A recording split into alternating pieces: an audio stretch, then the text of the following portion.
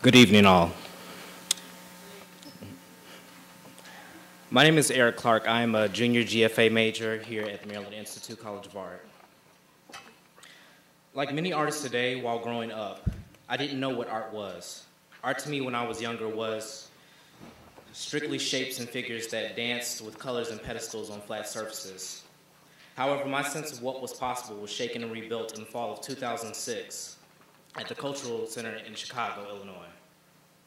My eyes were held captive by 2 rows of multicolored, multi-textured suits, adorned with an array of unconventional items that crackled, dinged, clanged, chimed, snapped, popped, and boomed my body and those around me into a rhythmic movement and sway, a situation that I could only interpret as a complete personification of beauty and wonder that manifested in front of me to enjoy. Nick Cave is the definition of what a multidisciplinary artist is. Combining both visual and performance art in one, Nick has created a fantastic body of work that spans fibers, installation, fashion, sculpture, dance, collage, and more that has granted him international acclaim. With a BFA from the Kansas City Art Institute, with the MFA from the Cranbrook Academy of Art, Nick has not slowed down in showcasing his vision to the world. Since the mid-1980s, Nick has displayed his work in various exhibitions around the world, ranging from the American Craft Museum in New York to one of his more current shows titled Meet Me at the Center of the Earth, a traveling exhibition shown at the Yerba Buena Center for the Arts in San Francisco, California, to the Norton Museum in West Palm Beach, Florida. Nick has been awarded various accolades like the Joan Mitchell Foundation Award and highlighted in both Italian and American publications of Vogue. With all the accomplishments Nick has amassed over the years, he has made sure to follow in the steps of his mentors and teach others, whether it is directly in the classroom at the Art Institute of Chicago, where he is head of the fashion department, or in his studio where I interned, feeling as if I had been worked like a sweatshop slave. Nick teaches in even casual conversation. Even though my time with him was very difficult, I was better for the experience. For what I learned was that an artist must treat his or her practice like a career. Anticipating working from the crack of dawn to the twilight of night, one must breathe their work constantly, pushing themselves to redefine the box and not be confined by it. With that said, I am honored to be the one to introduce the artist, Nick Cave.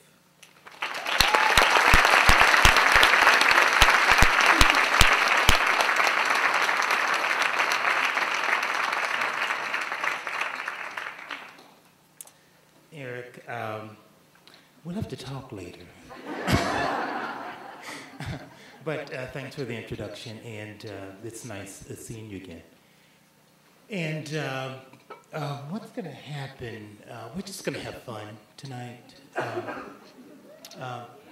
I'll get serious when I have to, but it's really about providing you this sort of insight on my world, the way that I'm thinking, what is going on around me, and what keeps me sort of interested in my life. Someone gave me this water, this mica water, which is like, what? But they told me that if I drink this, then it will make me want to stay here. So I don't think I can drink it. No. But I'm going to take this back to the school. We need SAIC water. That's funny.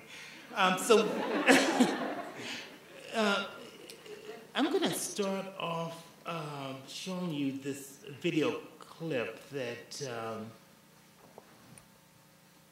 I did last summer with the Kansas City Art Institute. I've been traveling around the country doing these performance labs in about 8 different places at this point, and it's me going into a city, bringing 40 sound suits, and then working among the city, with the city, to develop the performance piece. And at the end of the day, that's really what is the most important thing for me, is to use my work as a vehicle for change, to be able to bring my work to a city, to engage the community, to sort of build this project, and so that there's something that's left behind, there's something that they can be validated about, and just the sort of emergence of that kind of sort of civic work is really what sort of gets me sort of thrilled and fired up. These performance labs are going to lead up to a 90 soundsuit performance that will happen in 2015 in Chicago. And at that point is when I will have to quit my job and just become sort of like a gypsy traveling the universe. Not the world, the universe. You gotta, it's about projection. You just gotta think,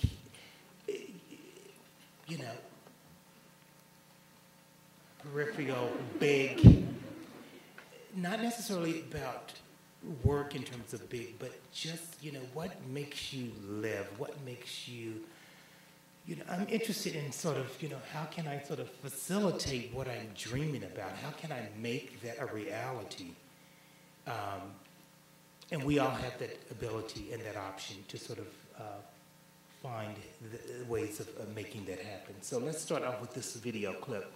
And so this sort of tells you and shows you a little bit about what this means for me.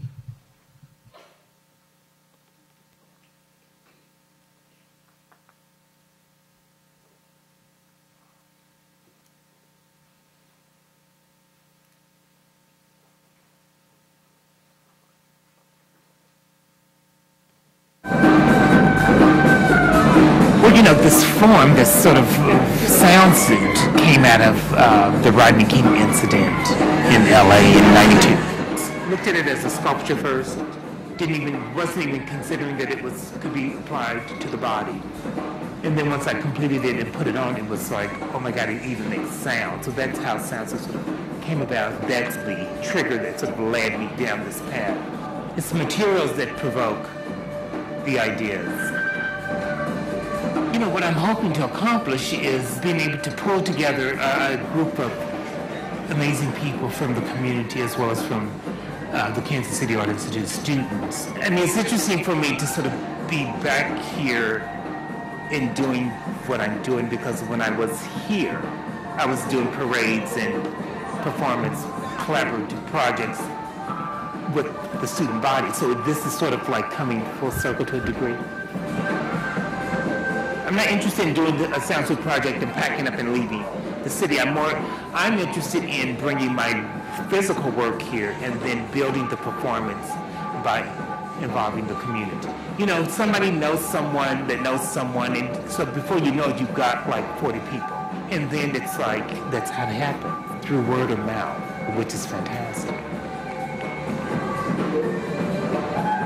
I encourage students to work outside of academia, sort of bring the projects into the world. I think it really just comes down to, who are you and what is your passion? And just ask yourself, what is it that you need to do? What do you want to say? How do you want to sort of be useful in the world? And is it through art, or is it through some other sort of device? You don't know either one, then there's problems along the way. But I think that you have to work. You have to work hard. You have to somehow work hard. You've got to put yourself out there. You've got to experiment and look at the world as a canvas.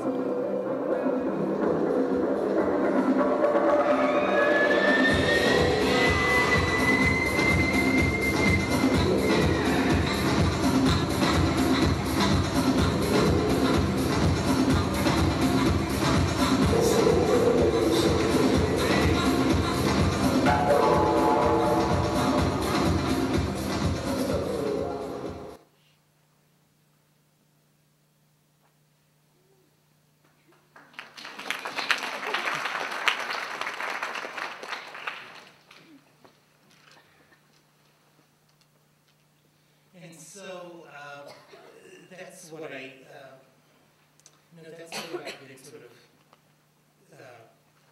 been thinking about for probably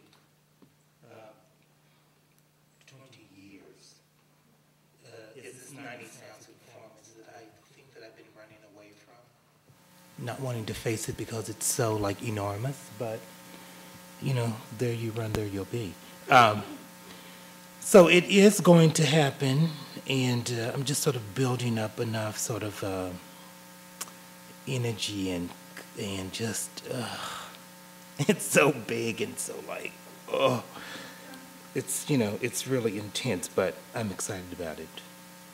You know, I had written the script about 20 years ago, and you know, occasionally I still read it. It still is exactly what I have in mind.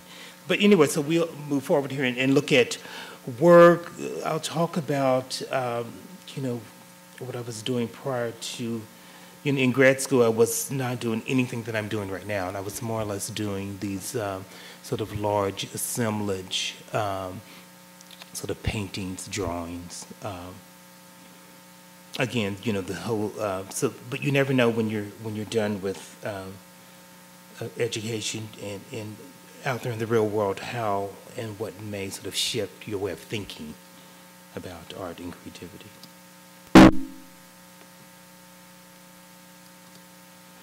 And so, you know, as I graduated from Cranbrook, you know, I was offered a position at Chicago School of the Art Institute in Fiber and Material Studies, and was there teaching part-time. And then in the studio making these sort of head ornaments. You know, really sort of trying to figure out how do I have a studio practice and also teach at the school. And, you know, I was talking to the chair of the department, and was like, you know, I don't know how to do both of these things at the same time. And she was like, figure it out. So that's what I'm going to tell you too. So it was interesting when that was brought to my attention, and I realized that, you know, I have to figure it out. So, you know, I was able to sort of manage and sort of work through it. But I was interested in just sort of creating these sort of objects that were supported by the head as a way of embellishing and sort of shielding that part of the body.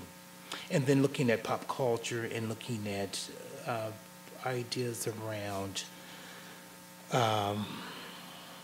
sort of crime and sort of sensationalizing that and glamorizing that in a sense. Thinking about materials and what something appears to be and yet it is of something else.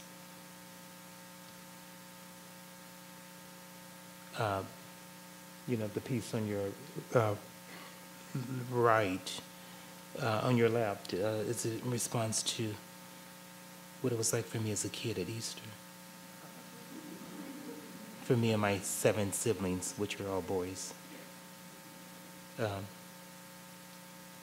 this is what changed my entire sort of life, was the Rodney King incident in '92. It affected me so badly that I was really sort of struggling with it. But the thing that sort of was extraordinary for me was that, you know, I was able to sort of find through this medium a way to sort of come to a resolution with that.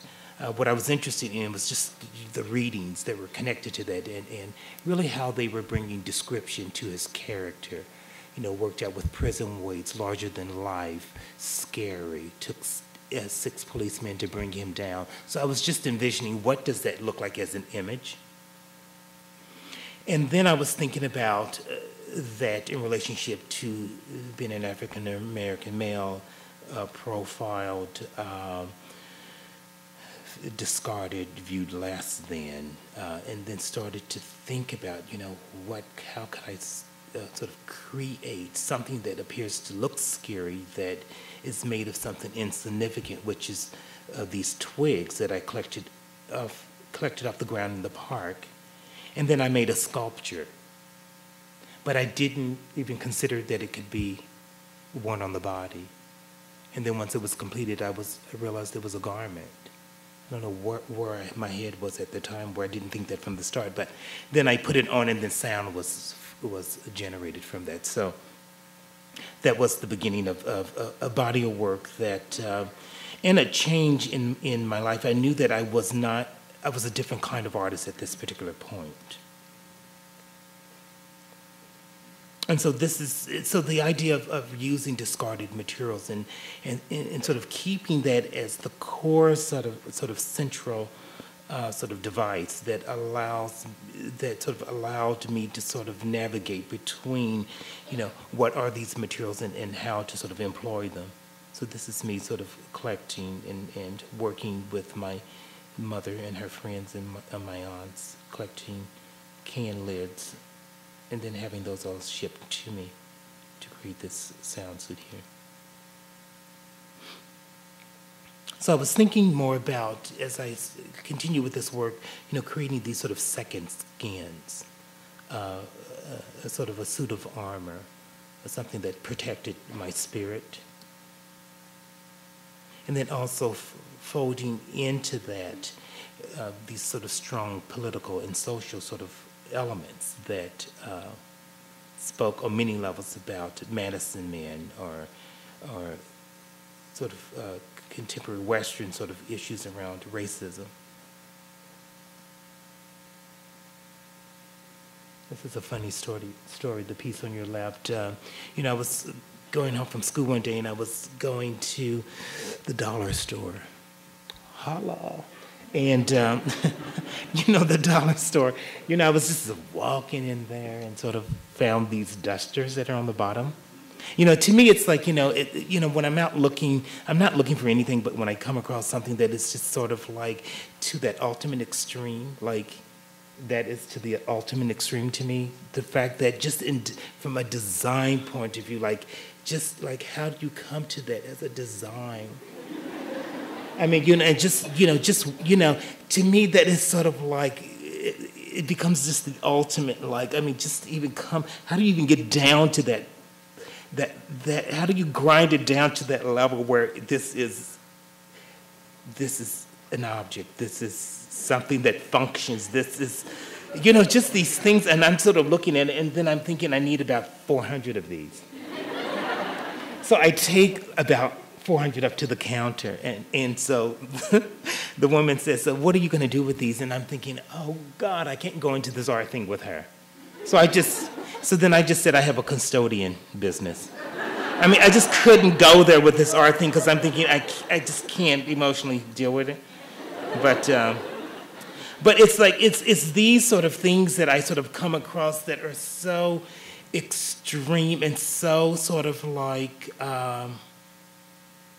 it's everything that I could possibly imagine in terms of providing magic and this sort of belief of a texture, a surface.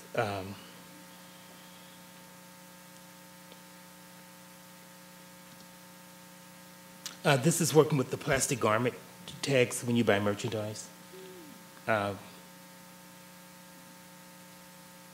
And so, as I was producing this work, it was starting to get attention around it, and then I just sort of pulled out of the race. And basically what that means is I sort of just went sort of underground and just kind of didn't want to be sort of recognized at that particular moment in my life in that way. And then, I was out to dinner with some friends, and they asked me if I would, they wanted to sort of financially support me in this sort of retail concept, me and a friend of mine. So then for 10 years, I was doing retail, creating collections, selling to about 300 stores across the country, and going to markets in New York and in Paris. And so this is the sewing lab. And what we were really sort of interested in was, printing fabric and looking at ways of building cloth through hand printing. And then at the Art Institute, I sort of started the sort of screen printing and direct painting on fabric program in the fiber department there. And so these are sort of products that we sort of produced working with our natural fibers. She's wearing hand-printed velvet that's all dyed. Everything is dyed. So we're just kind of thinking about, in terms of design, things that are simple, timeless, but, you know, in terms of construction has, you know, it has an interesting sort of construction sort of element that sort of moves it into a place that makes it a little bit more sort of special.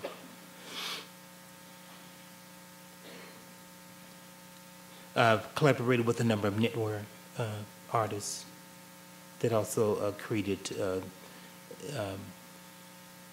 items for the store.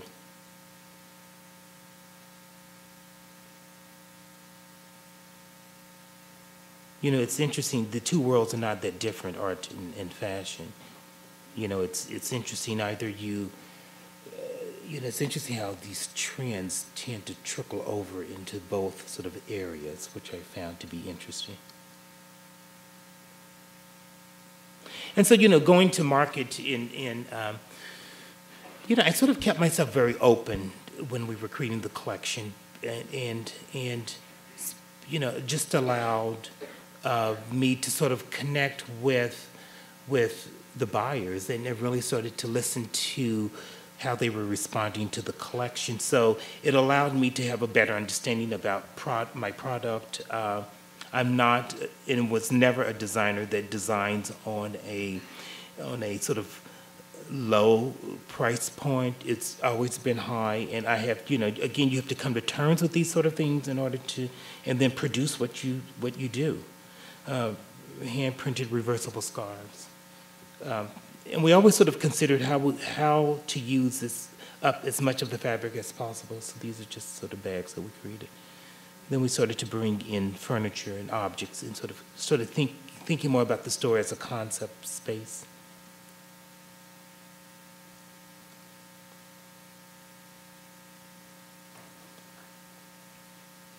But what was interesting, my clients never knew that I did art. So I never really never brought the two together, and never talked about it either. Because I was really more interested in sort of seeing if this could happen. And so we really used the store as a sort of research lab. That's why I would sort of bring in new concepts, ideas, and sort of test them out. And, you know, if it sold, it was a go. But we made products that you didn't need, but you wanted. So, I mean, that's a certain way of, and so with that, it's a way of thinking, that means that there has to be a different kind of aesthetic to the work. And then I lost my youngest brother, and it just sort of changed my life a bit in terms of me thinking about myself. And so I started doing these series of spirit drawings based on his sort of absence. These are, so what I was thinking about was, you know, I had this visitation. You know, I was sort of in the studio one day working, and I just was emotionally like a roller coaster, up and down. It was just crazy. And then all of a sudden I realized that something was happening, and he was trying to sort of somehow sort of connect with me. And so we did, and this is sort of work that has come out of that. And then these are pocket paintings looking at with your actual pockets, and looking at the blemishes and the imperfections, and these are all single 2x2 foot PCP boards that also rest on a metal shelving, but they can be moved around in a number of different ways. And then I started collecting gloves off the streets in Chicago and started to cast them in resin and looking at the imperfections and the deterioration and decay and, you know, trying to sort of work through this way of concealing and sort of holding on to the presence and the essence of a spirit. And then these moved into this sort of specimen sort of documentation.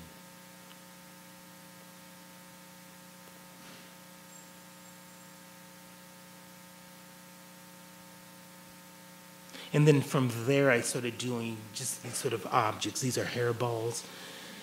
And just started thinking more about, you know, object as a fetish sort of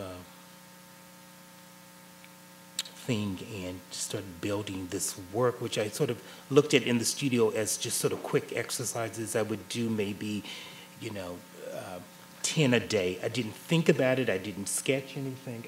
I just sort of started to make, still relying on this sort of internal trust and going with the gut sort of feeling, and just started doing these sort of objects that employed human hair and these utilitarian sort of tools, hairbrushes. You know, and thinking about how do you just sort of strip it down to get to the bare necessities of what it needs to be.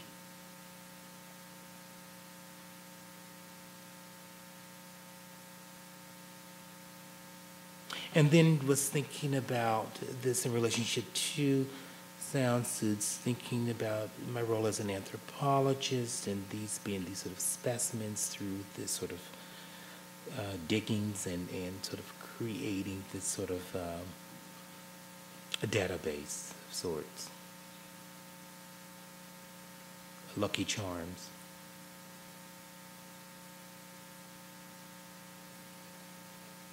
And then this series of works titled Objects of Desire, Party Favors.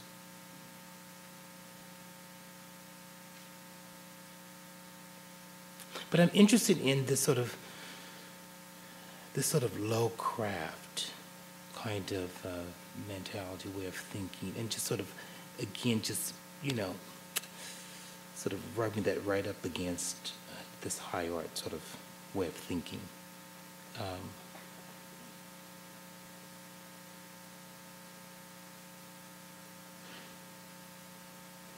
Bringing that sort of utilitarian sort of form in it to merge, and then creating this sort of table that I looked at as I would look at a table full of paraphernalia of sorts. And then on the wall was a series of beaded dildos, sort of, you know, playing off the contradiction of something that should be enjoyable, but yet could be very sort of painful and devastating. And then, you know, I had a residency at Pilchuck Glass School, which was interesting because they called me and said, you know, we want you to come and do this residency. And I said, you have the wrong person, I'm sure. But, you know, the interesting thing about Pilchuck is that they bring in artists that don't work in the material. So it was like amazing to be able to go there and to sort of take the role of a director working with gaffers to develop your work. At the same time, some of my closest friends, or a close friend had just passed away of AIDS. So I basically went there and did this work that was very related to that.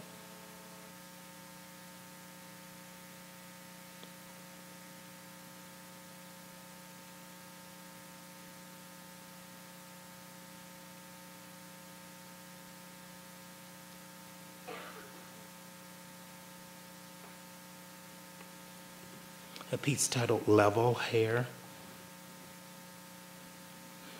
And then this was a residency that I did at the McCall Center, which is in Charlotte, North Carolina.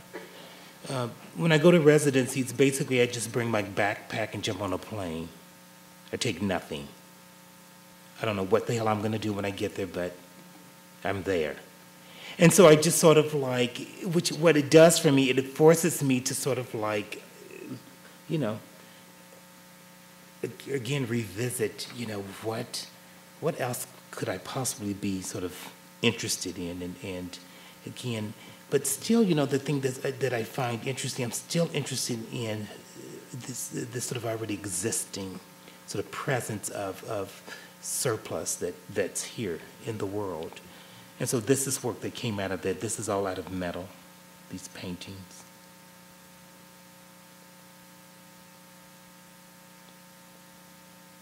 I came across this amazing farm, and it was like acres of just surplus. I thought I was in heaven, I swear to God. It was amazing. And so I started to create these sort of narratives and these sort of, again, objects. These are about 5 feet tall. And then I was starting to think about creating the sort of a piece that's titled Mobile Construction Trees. And so this for me is what it was like being in the back of the truck going to my grandparents' farm. And so this is in response to that. And so this piece actually is 80 feet in length. And this is all found metal on these planks of wood. So you know, you can flip this on the other side, and it's a different kind of surface. So that's what the actual piece looks like. They range anywhere from 8 feet to 16 feet in height. And then I started to do these sort of construction sort of pieces that really all out of wood.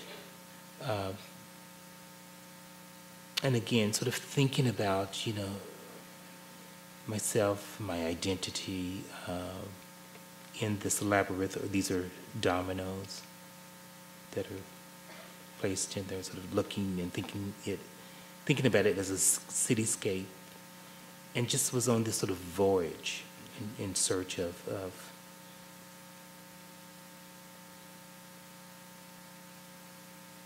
myself. A piece titled Adaption.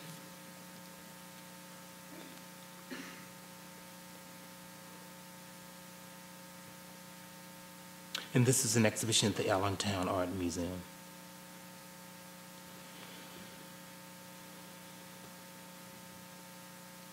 A piece titled Barge. I was at a flea market, found all these amazing cast wooden boxes, and then started to create these sort of narratives in each individual box that were, you know, again, very personal, sort of symbolic sort of memory sort of containers that then were placed on a bed of thistle seed. And this piece rests on the ground, which is 5 feet by 29 feet. So some things were cast, some things were fabricated, some things were found.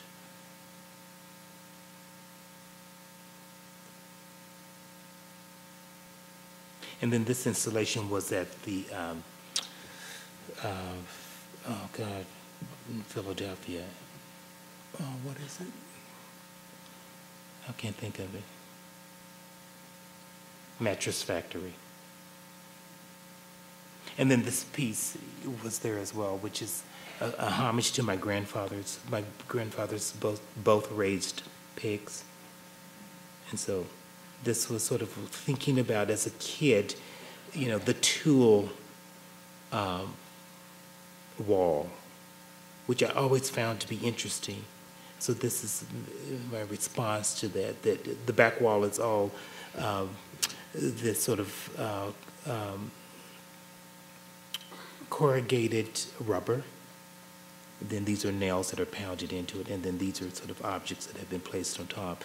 But the piece is 8 by 16 feet. So this is all part of the installation. On the floor are cultivator blades that sort of, in this case, represent these sort of bowls for food of thought. And then I went back to sound suits because I just had to. And so this is sort of the work that's been happening. All constructed from found sweaters. But thinking about the body and distortion and looking at totems as another sort of place of reference. Looking at Madison men, Tallahassee garments and vestments. And this is all out of all my socks that have had holes in them, that have been covered in latex paint and dryer lint.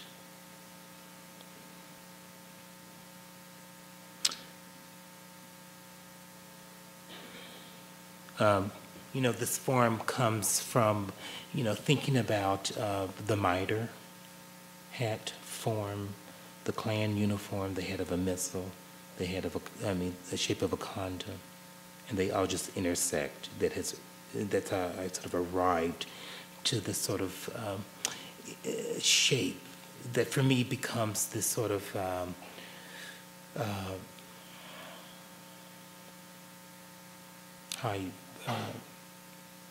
I don't know. I don't want to say what I was thinking. It's not what I believe. So, but it's, yeah. And then, again, I spent a great deal of time at the flea markets, all over the country. Wherever I go, I sort of like spend a day or two extra to go to the flea markets, thrift stores, and just kind of like look for stuff.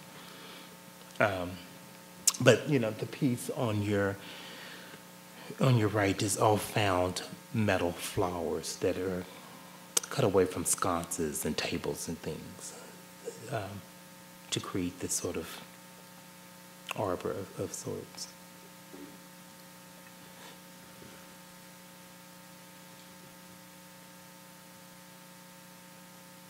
A collaboration that I did with Keith Haring when I was at Cranbrook. So under this sort of skirt, which I'm about 18 feet in the air, and then everybody swims out from underneath, and then the performance takes place.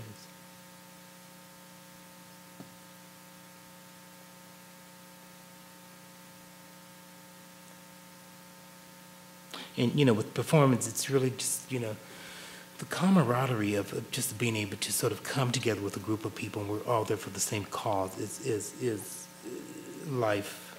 It's a changing life experience for me in ways that I didn't know would take place. So, doing these sort of performance labs I've sort of realized the power of art.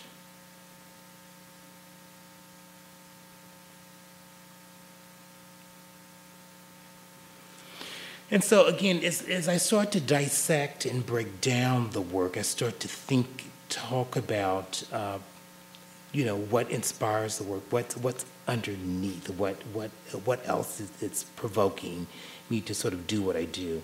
And so this is me sort of looking at the role of identity. So this is Nick and this is Nikki. And there Nikki is. And so, I'm very interested in that sort of balance, that sort of place. So how do you sort of come to yourself in the middle where you're comfortable with that, and just sort of toying around with that, the roles in which we play, how it manifests within our day-to-day existence, and so it's sort of part of the ongoing process in the work. And then this is just some imagery of what I was doing at undergraduate school. Again, these sort of fashion, performance, spectacles. I was always involved in, again, I've always been involved with working and bringing people together to create these kind of events. So it's just been part of my life. I mean, like, what the hell was I doing? And then, again, I'm looking at the work and really sort of looking at, race within the context of my work. A piece titled, I Wouldn't Bet Against It. Again, all found objects.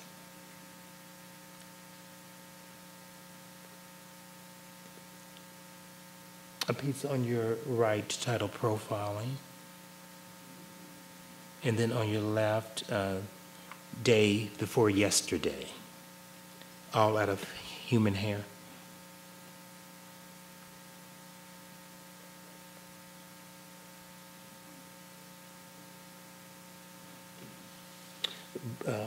Piece titled Boo on your left and Penny Catcher on your right. Again, all found sort of objects that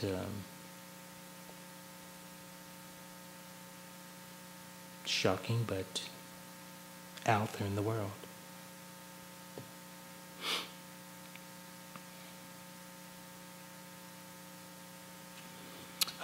Then I started to sort of invest and sort of collect these lawn jockeys and started thinking about just ideas around stereotypes and the sort of magnitude of the stigma that sort of was attached to that. But what I was interested in was, how could I sort of come to a reconciliation with all of it in order for me to allow my work to sort of move and to accept this as a part of fuel within the context of the work. So I started doing these sort of works with the lawn jockeys.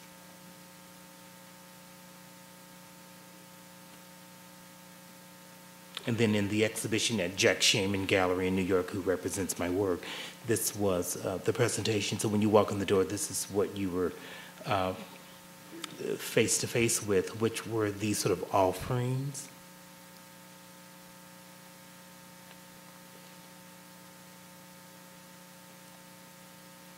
So in between my work, I do sort of sculpture work. I do work that's a lot, that sort of is me starting to sort of dissect and reveal what's underneath the sound suits. Again, I'm at flea markets. I mean, I found this bunny. I'm telling you, he's about this tall.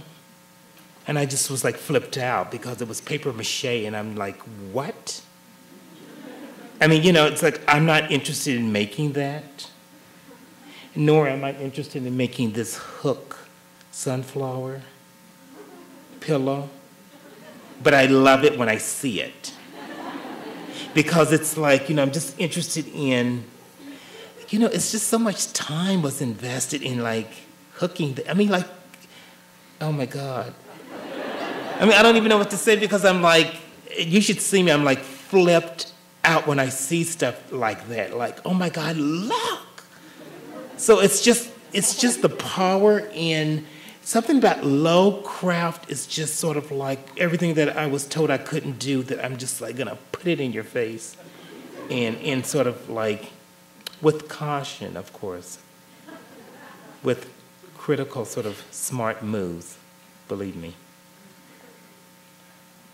So this is just sort of showing you, again, just, the availability of what's out there in terms of surplus. This is just sort of taking all these embroidered sort of pieces and then sort of piecing them back together and then making this amazing suit. And then I started to just sort of shift and just take a break from all of this sort of handwork and just started to use just human hair.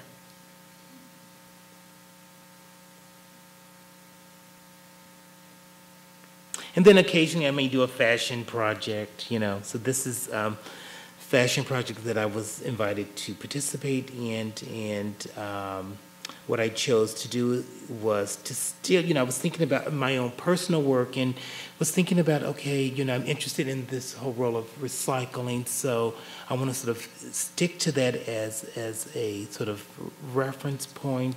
So I decided to work only with the dress shirt. And then, so I created this sort of working station where I then started to dissect and break the dress shirt down. And so, where all the collars are stacked to create. And I was thinking about, looking at, and these are all the cuffs on the sleeves that have been rolled, looking at nature as a source of reference. It's if you cut a tree, and then this is sort of the history of time there. These are all the plackets that have been stacked, as if you cut into the earth, and you could then start to read the plains in that way. And then from that created these garments.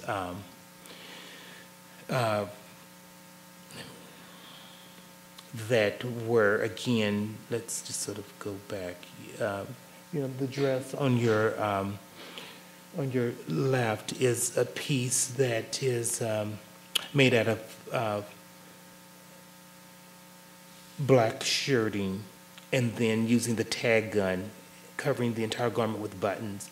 And then this surface is just the placket that have the buttonholes in them that have been sewn together. And so you are able to go onto the surface and sort of redesign and sort of button this sort of strip, which is on the floor there, into the garment.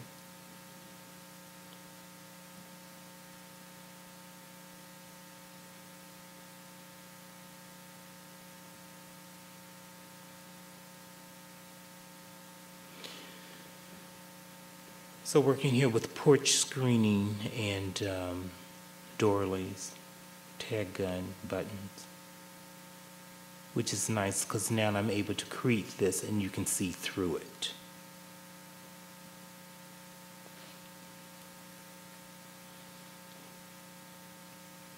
So I'm looking at a lot of sort of Haitian voodoo flags, for example, a lot of the Gungun tribe. So I'm really sort of Tibetan textiles, Trinidad carnival, as, additional sources of inspiration, all out of twigs.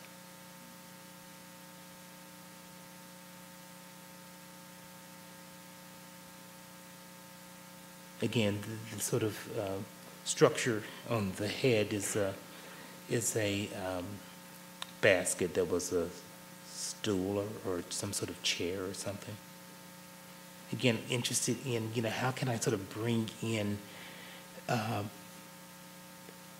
other sort of way of reading materials and that sort of discarded sort of part of an art practice that it's not validated, but I'm interested in sort of how can I sort of elevate that where it becomes significant within my work.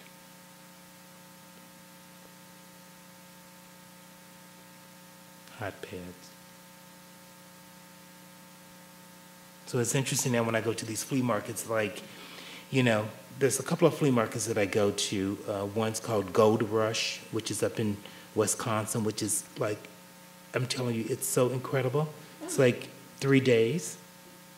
And someone told me it was 3 days, and I thought, okay, then I'll get through it in a day and a half, maybe. It takes me 3 days. I mean, it is like amazing.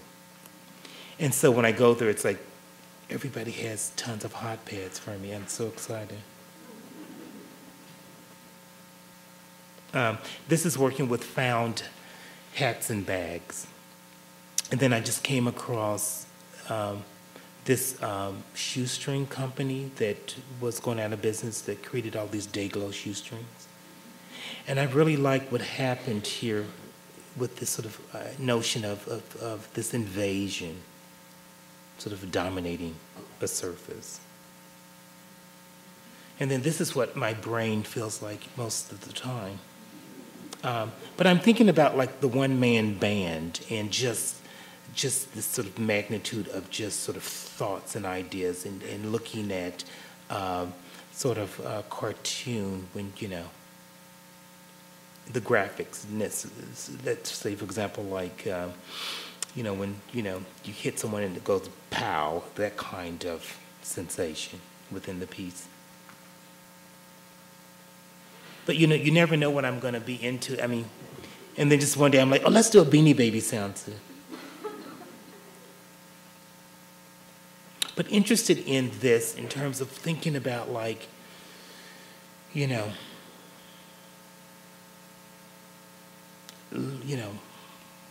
popsicle, for example. Just sort of, you know, how do you sort of, again, and then how do you sort of bring that sort of conviction in the work that allows it to be what it needs to be? I don't need to sort of be there to support it anymore. It can sustain itself. It has an identity, and it's of something other.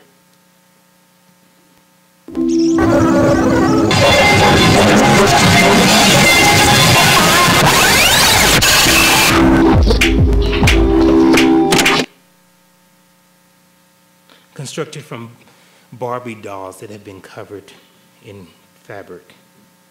The sound is amazing. The fact that the Barbie doll is flexible, so it, you know, allowed a lot of play within the surface.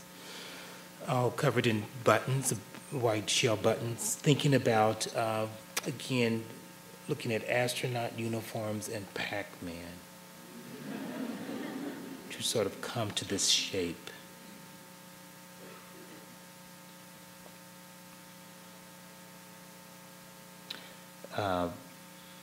The face of this is stretched metal screen over a vintage embroidery hoop.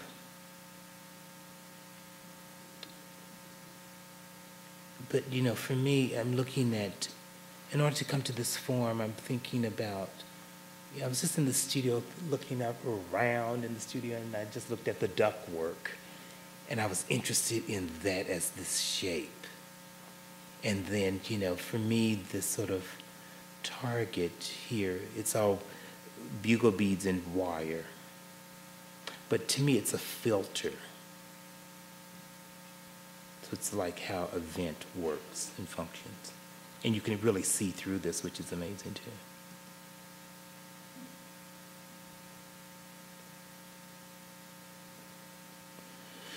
And then, you know, one day in the studio, I was like, I had this idea of you know, making these sort of tondo pieces, which are these round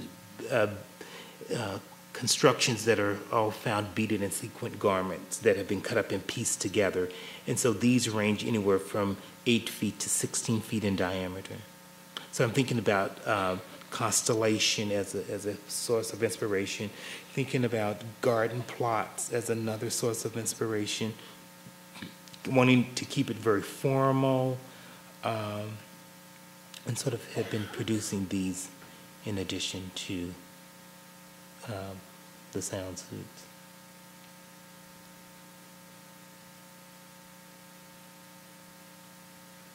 An exhibition at Alfred Museum. This is part of the Cultural Center in Chicago, Jack Shaman Gallery in New York.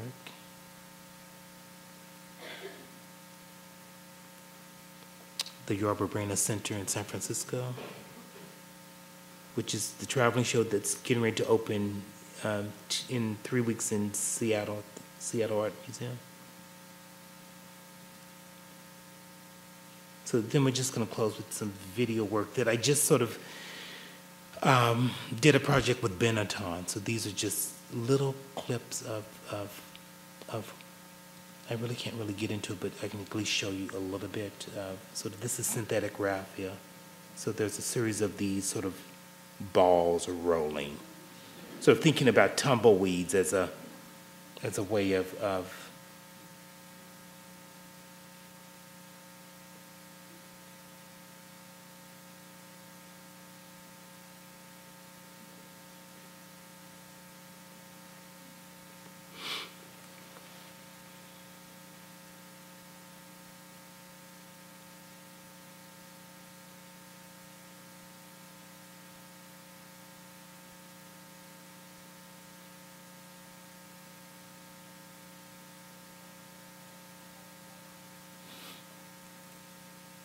I'll answer it.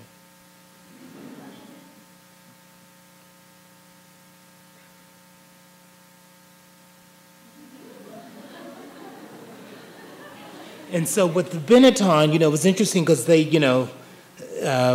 came to Chicago, and I'm telling you, I knew that we were doing this project, but I didn't quite know when they were going to come to the city. So they just came into the city, like, I get a call from school, and someone says, the Benetton group is here, and I'm like, what? And so I'm like, oh, God, they didn't even call and tell me when they were coming. So anyway, they came, I went home, we had a meeting, they said, what do you want to do? And I said, this is what I want to do. I need these things. I need a trampoline. I need pogo sticks. I just threw it all out there. It was all on the set. It was amazing. But did you see the stop on the back of that? I mean, another hook rug toilet seat cover. Like, what? I mean, so this is what I'm saying. It's like, I'm just like blown out of when I see stuff, I'm like, are you kidding me? But, so that's me in the square piece. Look, I can't see out of it. But I'm telling you, I'm running the show right now. I mean, he is like, oh, hell no. I mean, it's amazing. I mean, it's...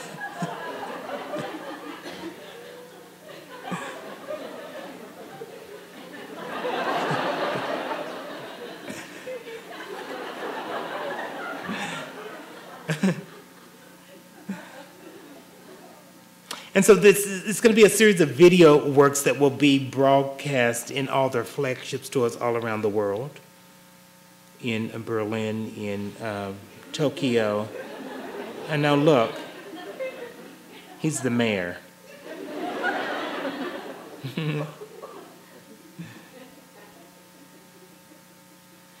I think that's it.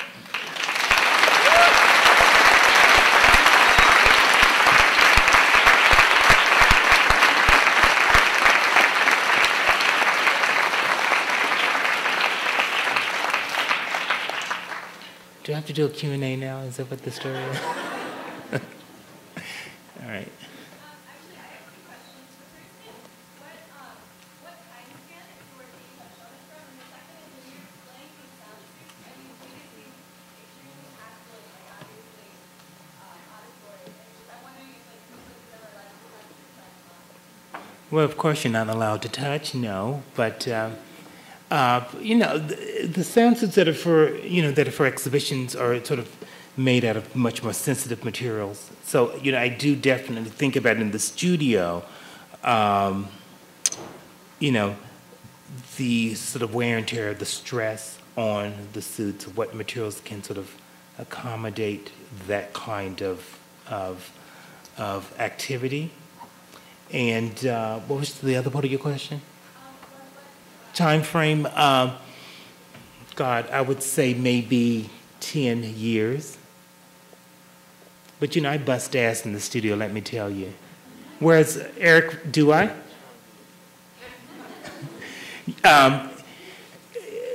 And I'm very interested in what's going on in the studio. Like right now, we're in this crazy pipe cleaner phase right now. I mean, we're just making the most craziest pipe cleaner things. So I'm just like, everyone grab a bunch of pipe cleaners and make whatever you want. And then we'll bring it together. But it's really about allowing that kind of independence and freedom to sort of happen in the studio. It's not always like that. I have 15 assistants that work with me. Also I have background in dance, so I didn't say that. But the studio is an ongoing sort of research lab. It's not that, we finish a project, we pack it up, we put it away. We finish it, we photograph it, we put it away. We never have anything ever out in the studio that's finished. So we just keep moving and evolving, and I don't sketch anything. It's just sort of, gut sort of impulse. That's how I sort of work.